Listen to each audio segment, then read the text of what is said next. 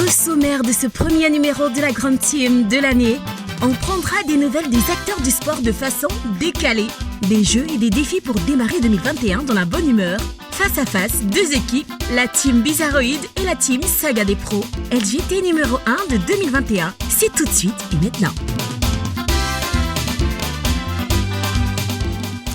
Vous l'avez compris, hein, ce sera une émission assez particulière en compagnie de la Grande Team qui va arriver dans un instant. Mais non, la Grande Team ne pouvait pas entrer comme ça, hein, de façon inopinée, de façon anodine, sur un plateau spécial pour l'occasion. Eh bien, notre commentateur maison, Balo, va se charger du travail. On va l'accueillir tout de suite. Bonsoir Balo. Bonsoir Tia. Comment allez-vous? Très bien, ça va. Eh bien alors, merci beaucoup. Cette nouvelle année. Bonne année à vous aussi. Alors Balo, ce soir, on va pas faire de façon traditionnelle. Non, ce seront deux équipes, deux teams qui vont s'affronter. Oui, bien sûr, ça sera un match magnifique aujourd'hui dans cette grande team, ce super stade de la grande team estampillé 2021. Deux équipes, la Saga des Pros face à Bizarroïde. C'est un match 5 étoiles, Tia. Et bien, on va commencer par l'équipe Bizarroïde, dont le capitaine est le grand Jojo, dont le sang-froid et la maestria a affolé plusieurs défenses. Oh, merci, Jojo. Je suis ravi. Bonsoir tout le monde. Voilà, je m'assois où? Eh bien là, votre fauteuil de capitaine est là, il vous attend. Merci. Oui, on a compris, hein, c'est le capitaine de l'équipe, l'attaquant. On passe au milieu de terrain avec Dorgelès Kofi, dont la détermination, les forces physiques surnaturelles ont montré beaucoup de choses dans ce championnat. Dorgelès Kofi. Ouais. C'est mon gars. chaud à la maison. Ouais. Et la fin, la cerise sur le gâteau, le défenseur Yves Boris qui a fait ses armes au niveau du championnat italien et qui a montré de la rigueur défensive, Yves Boris. Ah oui. Ça se voit qu'il a fait l'Italie, hein. On voit ça avec Ouais, les chaussures. Ouais, il est très bien. Il a fait aussi à Tegua Coin. Ah, bien sûr. Et les gars, nous, on a un cri de guerre. Hein. Il s'en est passé des choses. Il s'en est passé des choses. Bon, les gars, c'est chaud. C'est même chaud, c'est la même famille, c'est la même famille. Après, c'est... Bon, c'est vous qui voyez. Bon, en tout cas, voici la team Bizarroïde. Hein. C'est eux qui vont tenter de défier la deuxième team. Oui, bien sûr, il s'en est passé des choses. Il va se passer des choses pour leur donc emprunter le mot. On va passer à l'équipe Saga des Pros avec son capitaine. Eh bien, lui, c'est le capitaine charismatique qui a montré, qui a insufflé beaucoup de choses à cette équipe. Henri Joël. Wow. C'est même pas bien fait le malin. Il est pro, hein. Donc, En milieu de terrain, eh bien elle, c'est celle qui a le sens du timing grâce à sa grande taille, à son intelligence hors pair. Veuillez accueillir Yellow. ah, mais elle n'est pas en jaune, là. Ouais, il est pas jaune. Ça brille, hein. On est habitué à ça. Ouais, bon, on prend le bisou quand même. C'est intéressant. Et on termine par le grand Roger Stéphane, dont la vista exceptionnelle a éclaboussé cette équipe. Eh bien, Roger Stéphane. Oui. On leur réserve 90 minutes d'enfer. Hein. Ah, Vous allez souffrir, les gars. C'est vous qui allez plutôt souffrir, hein. Ah bon? Ah oui, on On verra. verra lourd ce soir, hein. Mais On verra, est-ce qu'il y a c'est des cartons on est en face de vous, aujourd'hui? hein. Est-ce qu'il y a des cartons aujourd'hui? On verra. Mais déjà, avant cela, hein, la team Saga des Pros, on aimerait bien entendre votre cri de guerre, évidemment. Ne soyez pas pressés. Alors, Saga des Pros. Toujours meilleur. Ah, ils sont trop bien.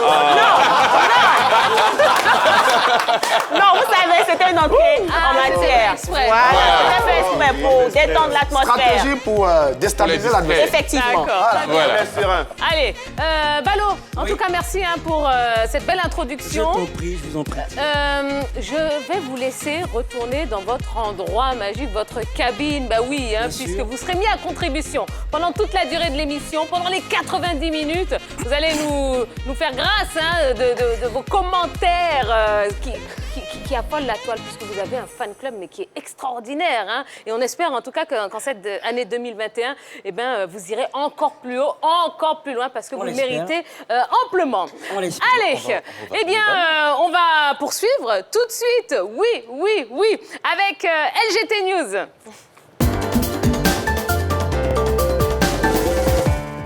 Et vous comprendrez hein, que les news de ce soir ne peuvent pas être traditionnelles. Non, non, non, ce sera des news un petit peu insolites. Et on commence les news de ce soir avec un panier de basket incroyable. Oui, au basket, il y a deux possibilités. Hein, le panier classique ou le panier le plus insolite du monde, tel qu'on va le suivre hein, dans la vidéo.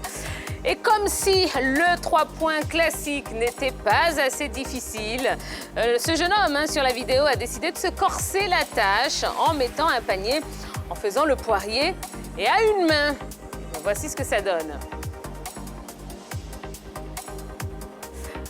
Ah Allez. ouais. Il est bon, hein. Mais on peut l'applaudir quand même. Ah bah bien sûr, bien sûr.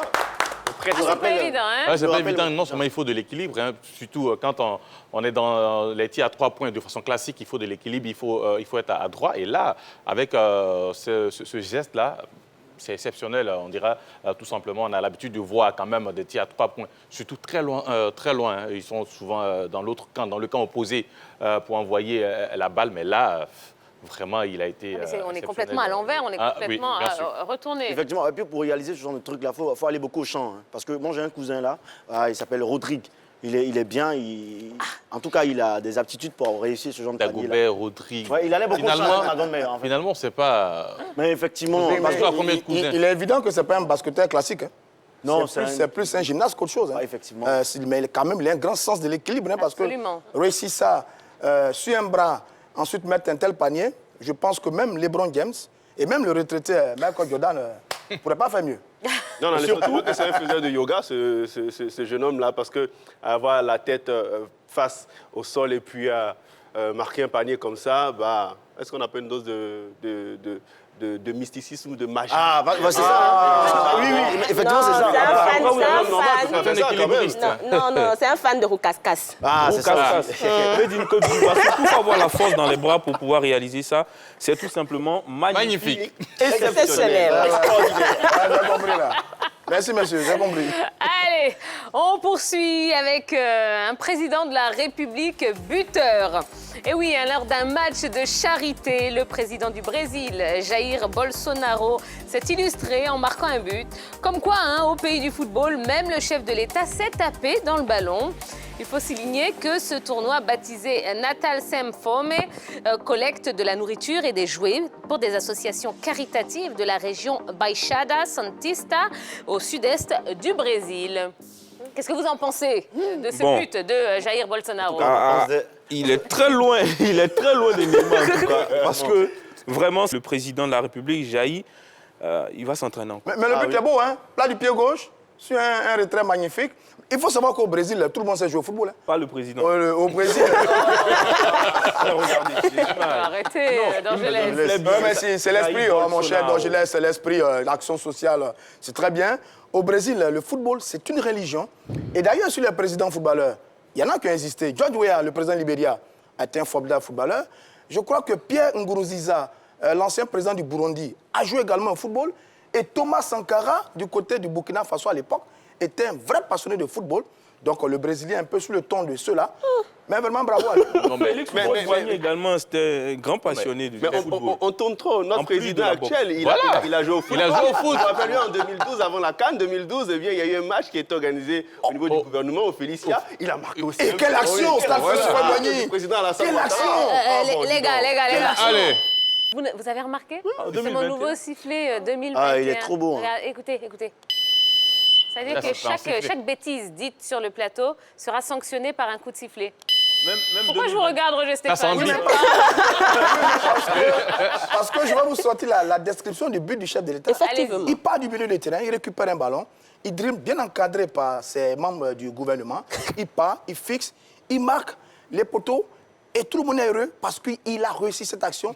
C'était magnifique. Mais qui était dans les poteaux? Moi, j'ai une question. Moi, j'ai une question, Tia. Si le gardien avait rattrapé la balle, le gardien, il allait aller où? C'est mort. Bon, Ça, nous ne le saurons jamais. Parce que les présidents, imaginez, un président de la République qui veut marquer, puis tu arrêtes le ballon. Alors toi, Mais tu nous connais, ne le saurons tu n'auras pas ton salaire. Franchement, ça n'arrive jamais. Hein. Donc voilà.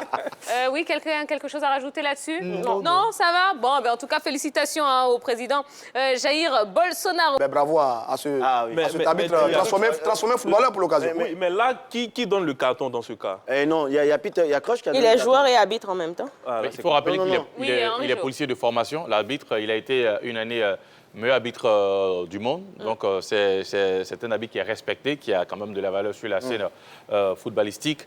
Et là, quand même, c'est un peu rigolo de le voir dans cette posture-là, Dans non ce seulement rôle. à tacler un joueur. Mais bon, il s'est fait plaisir. Hein. Peut-être, il avait envie de participer aussi au jeu et il l'a fait. Ouais. Mais Howard n'est pas le seul arbitre à jouer au football. J'ai souvenance que l'arbitre allemand Manuel Groff a aussi joué au football avec le frère de Niko Kovac, Robert Kovac. C'est aussi un excellent footballeur, nous disait Robert Kovac à l'époque. Mais est-ce que Eh c'était bien, dans la même posture? Mais il a joué aussi au football, non?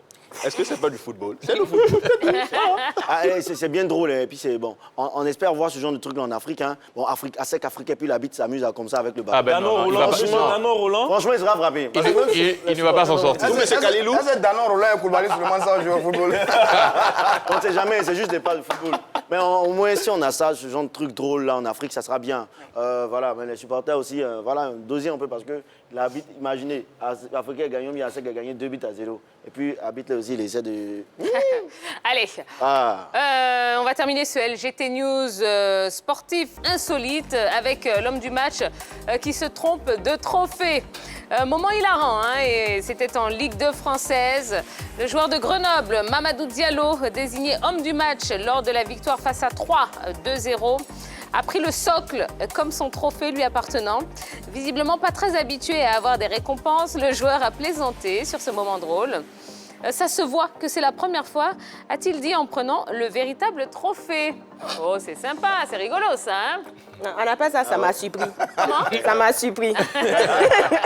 Ils s'attendaient pas à ça, en fait. Il n'est pas habitué. Voilà, il n'est pas habitué à ça. Mais il va s'habituer maintenant. Parce que là, c'est peut-être le top départ d'un succès, je veux dire, à répétition par rapport à être élu l'homme du match. C'est bien, mais ça montre bien qu'il n'est pas habitué. Mais c'est une belle image et c'est bien pour ce jeune footballeur sénégalais. Non, ça peut être sur le coup de l'émotion aussi. Hein. Souvent, il est tellement fatigué ou bien il est tellement content de remporter un titre. Et puis bon, après, il se trompe de trophée parce qu'il n'est pas vraiment concentré, il n'est pas dans l'interview, il n'est pas dans le truc. Donc, il se trompe de trophée comme ça. Mais souvent aussi, on fait exprès. Hein. Voilà, il y a 2 trophées, il y a celui qui me plaît là. Donc, dès qu'on me donne l'occasion, je prends celui qui me plaît là. Maintenant, après, si vous voulez, venez m'arracher. Allez, Il devait prendre quelques coups avec Ronaldo et Messi, qui eux ont tellement gagné des trophées qu'ils se sont rarement trompés.